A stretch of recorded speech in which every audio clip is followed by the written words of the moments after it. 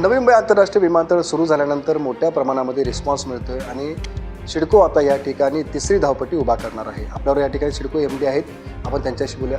Sir, काय म्हणाल? चांगला रिस्पॉन्स मिळतोय, आता तिसरी धावपट्टी सुद्धा आपण उभा करणार आहात. आता नवी मुंबई आंतरराष्ट्रीय विमानतळ आपण 25 डिसेंबरला फ्लाईट सुरू केली. आज रोजी त्या विमानतळावरून जवळजवळ 160 फ्लाईट चालू आहे. एक दिवसामध्ये 22,000 पॅसेंजर, इतका चांगला रेस्पॉन्स या ठिकाणी आहे.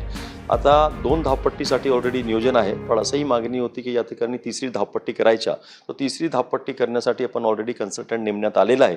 त्यासाठी त्यांचे ते टेक्निकल फिजिबिलिटी, फायनान्शियल फिजिबिलिटी, बाकी एअर स्पेस किती अवेलेबल आहे, त्या सर्व गोष्टीचा ते अभ्यास करून आम्हाला रिपोर्ट देणारच आहे. गेल्या आठवड्यामध्ये माझ्या स्तरावर ऑलरेडी बैठक झालेली आहे. आता त्यांची एक पुढील 3 ते 4 महिन्यामध्ये रिपोर्ट आल्यानंतर तिसरी धावपट्टीबद्दल उचित निर्णय घेईल.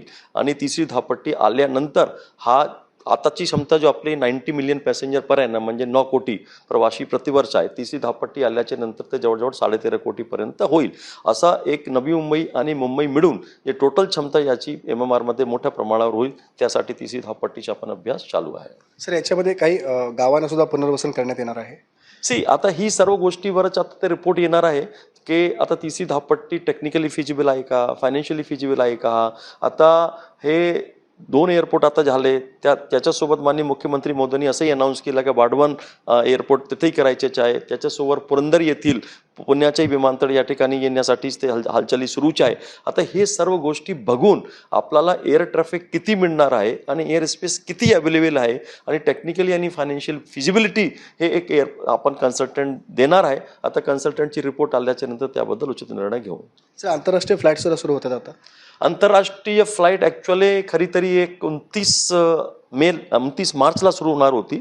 पूर्ण नियोजन झाला होता. त्या ठिकाणी त्या दिवशी 32 फ्लाईट सुरू होणार होती.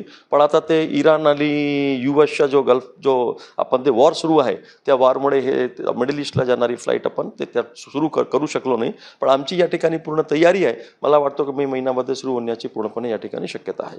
सर, कार्गो सुरू झालाय, कसा रिस्पॉन्स मिळतोय?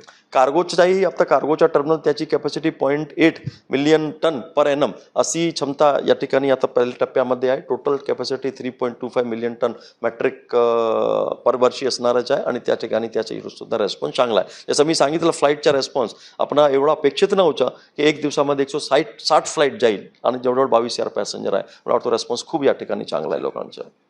नक्कीच आपण बघतो की नवी मुंबई आंतरराष्ट्रीय विमानतळाला रिस्पॉन्स चांगला मिळत असल्यामुळे आता तिसरी धावपट्टी येणाऱ्या काळामध्ये उभारली जाणार आहे. विनायक पाटील, ABP माझा, नवी मुंबई. ABP माझा, उघडा डोळे बघा नीट.